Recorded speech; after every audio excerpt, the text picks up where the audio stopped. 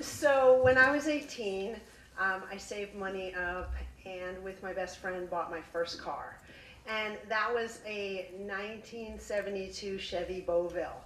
It was big. It was a big van, extendo van. And we took out all the seats and we put bookshelves in and we put a futon in the back.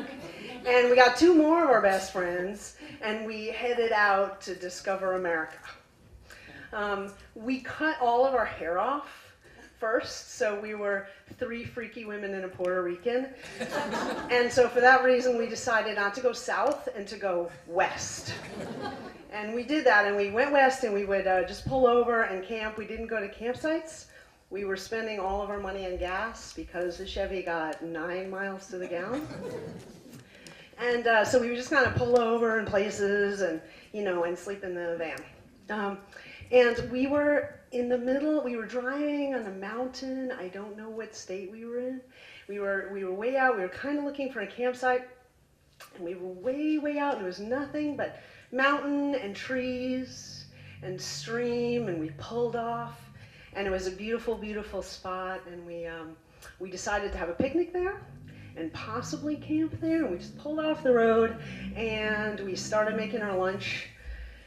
And we were there for a while, and there was definitely some weed smoked, and there might have been some drugs consumed. And we were there, we were sitting around the van, there's nothing but trees, and we're all thinking, what if the Buddha should come walking out of the woods right now?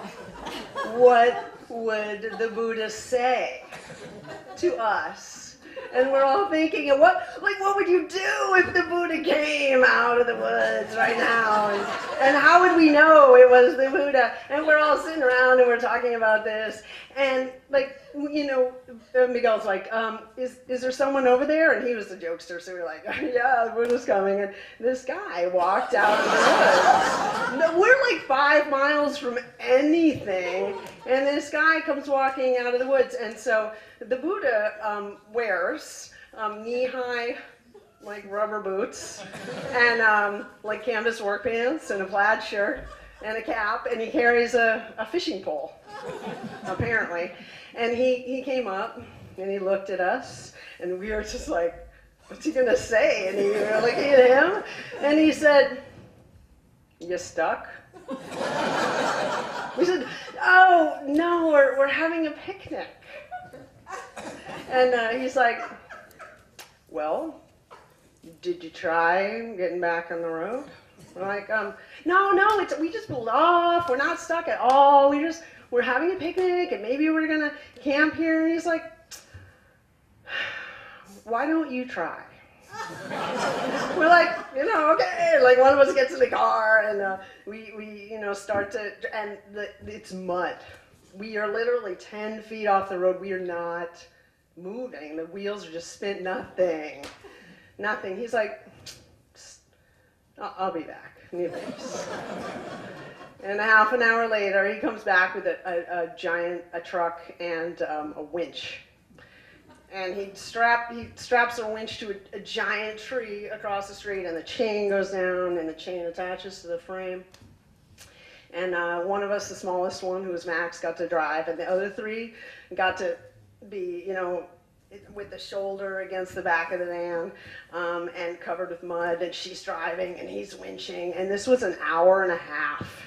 It took us an hour and a half to pull the van out. If he had not come, the van would still be there in the woods, nowhere. So he spent an hour and a half winching our car out back onto the road, and I'm sure he went home and was like, yeah, I spent 2 hours dragging 3 freaky women and a Puerto Rican out of the woods. But to us, it was like the Lord, however you understand him, and the universe, how you experience it, provides in mysterious ways and in forms you might not expect.